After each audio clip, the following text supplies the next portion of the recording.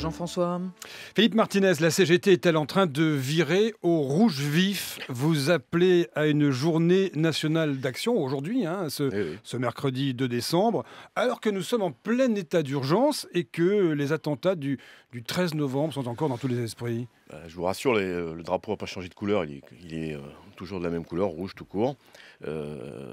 Effectivement, le gouvernement a décrété un état d'urgence. La CGT s'est exprimée sur le sujet, c'est-à-dire qu'il y a besoin de plus de sécurité pour les citoyens, mais en même temps, les problèmes sociaux On va venir sur cette déclaration officielle, noir sur blanc de la CGT. Juste une question, vous pouvez manifester aujourd'hui? Oui, il y a plusieurs... le droit. Tant qu'on ne l'interdit pas, on a le droit. Donc je vous disais que les problèmes sociaux existaient avant les attentats, les tragiques attentats, et aujourd'hui ils demeurent. Et donc je pense que c'est bon pour la démocratie que les salariés puissent s'exprimer, exprimer leur mécontentement et leurs revendications dans cette situation. C'est ça la force de la démocratie, c'est de pouvoir se rassembler et revendiquer. Donc il y a des rassemblements dans toute la France, il y aura certainement des manifestations, et donc c'est normal que les salariés puissent s'exprimer dans une démocratie. Alors très concrètement, on va venir à votre déclaration du Comité confédéral national, mais tout d'abord, vous apportez votre soutien aujourd'hui aux 5 salariés d'Air France, les salariés CGT, poursuivis après l'épisode dit de la chemise arrachée, convoqués devant le tribunal correctionnel de Bobigny. C'est une audience de fixation, peu importe. Qu'est-ce que vous réclamez La première chose, c'est on dit il faut que les salariés puissent manifester et exprimer. J'ai eu l'occasion ici, d'ailleurs, à ce micro, de m'exprimer sur le sujet. Les sanctions sont démesurées. Ils sont traités comme des malfrats. D'ailleurs, les licenciements sont tombés. Il y a la justice, mais les licenciements sont tombés. Nous avons demandé un recours gracieux à la direction. Elle a refusé. Donc, ce qu'on demande, c'est qu'on traite le vrai problème. Et le vrai problème, est-ce que les 3000 licenciements sont justifiés? Nous, on considère que non. Il y a besoin qu'on discute de l'avenir d'Air France et du transport aérien dans ce pays. Donc, discutons, asseyons-nous autour d'une table avec la présence de l'État et du gouvernement, puisque l'État est actionnaire dans l'entreprise. Voilà ce qu'on demande. Un vrai plan, une vraie stratégie pour l'entreprise. Et si la justice va au bout? Eh bien, nous le dirons ce que nous avons à dire. Ce n'est pas possible que quand on manifeste dans ce pays, et c'est pas le seul cas, parce que derrière Air France, il y a des tas de militants syndicaux qui sont dans leur entreprise menacés, sanctionnés, discriminés, et c'est inadmissible dans un pays comme le nôtre. Philippe Martinez, dans cette déclaration de la CGT, vous condamnez les frappes en Syrie ainsi que l'état d'urgence. C'est quand même une position, rouge vif. Je reviens à ma question initiale. Premièrement, on a été les premiers à le dire, mais je constate qu'aujourd'hui, on est plusieurs à le dire. Toutes les organisations de jeunesse se sont interrogées sur la guerre et l'efficacité de cette guerre. Ce n'est pas la première fois que la CGT s'exprime sur la guerre. Est-ce que les guerres qu'on a connues ces dernières années ont éradiqué le terrorisme? Si ça avait été le cas, on le saurait. D'ailleurs, en d'autres temps, un président de la République française et son ministre des Affaires étrangères à l'ONU ont... Chirac-Villepin. Exactement, se sont exprimés sur... Vous êtes chiracien maintenant? Non, mais sur les questions comme la paix, il faut discuter. Donc, nous, ce qu'on dit dans cette déclaration, c'est qu'est-ce qu'on attend pour voir quels sont les circuits qui financent Daesh. On entend que l'argent circule à la City de Londres. Quelles mesures sont prises par les gouvernements européens? Comment on contrôle les ventes de pétrole dans la région? C'est des vraies questions. Il ne faut pas aller les chercher militairement sur zone. Mais pour couper les circuits financiers, il n'y a pas besoin d'aller là-bas. Il y a des mécanismes, on l'a fait pour d'autres. C'est pas si simple que ça. Ce n'est pas des comptes ouverts non plus. Ce pas des comptes qui sont vus au sud de chacun. Je sais que c'est compliqué d'aller dans les paradis fiscaux, de rechercher l'évasion fiscale, mais quand on s'en donne la peine, on peut le faire. Et d'autres États l'ont montré sur d'autres sujets. Donc voilà, ça c'est des vraies questions. Sous ces bombes, il y a des populations, il y a des enfants, des femmes. C'est ceux qu'on retrouve, ce qu'on appelle les réfugiés, qui viennent se noyer dans la Méditerranée. Eux, ils y sont pour rien dans tout ça. Mais dans toute guerre... Vous pouvez dire ça après les attentats qui ont fait 130 morts et des centaines de blessés. Mais ça n'a rien à voir. On a été frappé, la famille CGT a été frappée. 3 morts, 3 adhérents. une mère et sa fille qui étaient adhérentes de la CGT qui sont mortes au Bataclan. On leur a rendu hommage, donc on est frappé dans notre chair, nous aussi. Donc je pense que ça n'a rien à voir. Il faut trouver des solutions efficaces pour éradiquer le terrorisme et envoyer des bombes sur des populations. Le constat qu'on fait, parce que ce n'est pas la première fois, ça n'a rien réglé. Donc il faut une réflexion plus large que ça. Alors justement, vous donnez une interview très intéressante que vous avez donnée à l'Humanité Dimanche, dans laquelle vous évoquez des solutions, des remèdes contre le terrorisme, et vous parlez de l'intégration par le travail, qui serait un instrument de lutte contre le terrorisme. Vous expliquez que, notamment que l'individualisation croissante des tâches a posé un grand nombre de problèmes. C'est pas un peu, c'est gentil comme solution, mais on va pas. C'est pas s'il y a une pause café que le terroriste va pas le devenir. Vous voyez qu'on est gentil, contrairement à moi, je vous ai la réputation qu'on veut nous faire.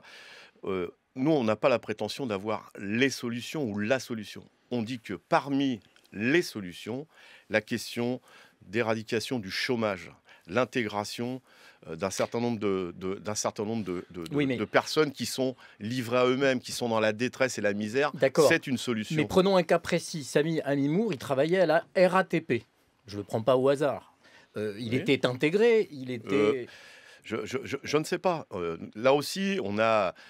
parce que la CGT agit sur le terrain. Depuis des années, nos camarades de la RATP, d'Air France aussi, ont dénoncé des dérives. Vous les condamnez, ces dérives intégristes dans le cadre du Et travail, à Air France, on les a exclus de la CGT. D'ailleurs, ça nous a coûté la première place aux élections professionnelles. Parce qu'on dit que la CGT Transport fermerait les yeux là-dessus. Ça nous a coûté la première place aux élections professionnelles. Il y a eu beaucoup de commentaires sur la CGT passe deuxième.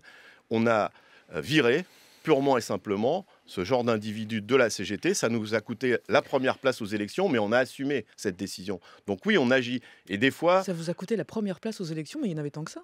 Il y en avait... Mais vous savez, il y a des leaders qui entraînent des salariés. On a perdu 500 syndiqués dans l'affaire. Ils n'étaient pas tous, mais un leader peut entraîner... Attendez, pardon, ils n'étaient pas tous quoi? Ils n'étaient pas tous radicaux. Attendez, parce que vous êtes en train de nous expliquer que la plupart des délégués à Air France étaient de radicaux et donc vous avez perdu les élections parce que vous les avez perdus. Je vais vous expliquer plus facilement. Alors. Il y a des leaders dans les ateliers, etc. À la CGT à Roissy, il y a plus de 2000 syndiqués CGT, plus de 2000. Voilà. Quand il y a des problèmes de ce genre... Des leaders peuvent entraîner d'autres syndiqués sur des bases. Des problèmes de ce genre, on parle de communautarisme islamiste, c'est de ça dont on parle, je cherche à comprendre. On parle d'intégristes islamiques, et c'est pas... Islamistes, exactement, et c'est pas la religion en tant que telle et ceux qui pratiquent la religion musulmane, ce sont des intégristes.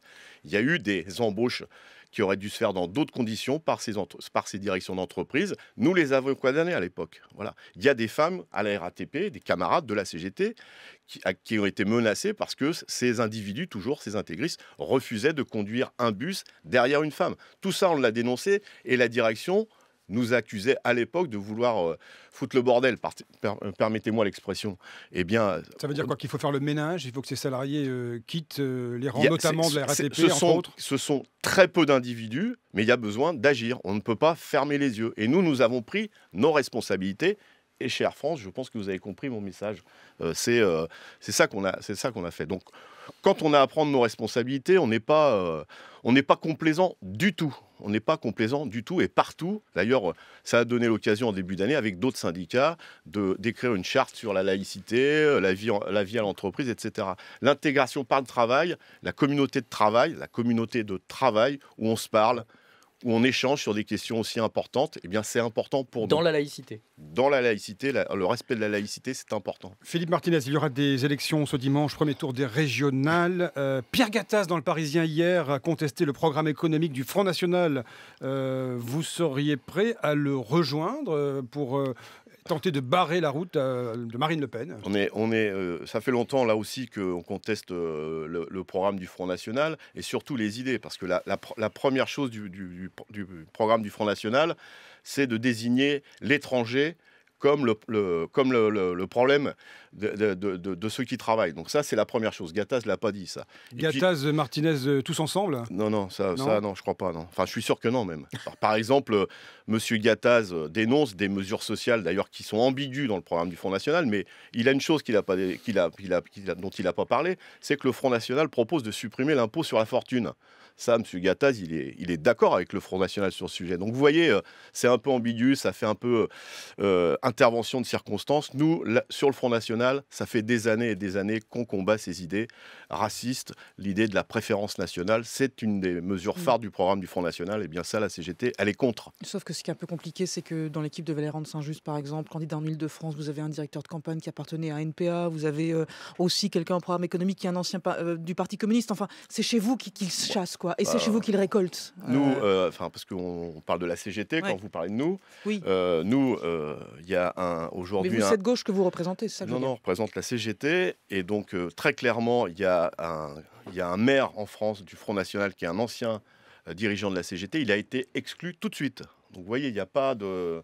il n'y a pas de demi-mesure chez nous. Donc oui, après, au niveau politique, je pense que certains, par ambition personnelle, selon le sens du vent, peuvent choisir. Mais il y a besoin que sur le terrain, avec les salariés, on parle réellement des problématiques du Front National et notamment de cette préférence nationale qui est vraiment mauvaise. Opposer les salariés entre eux, nous, on veut les rassembler. Guy, très vite.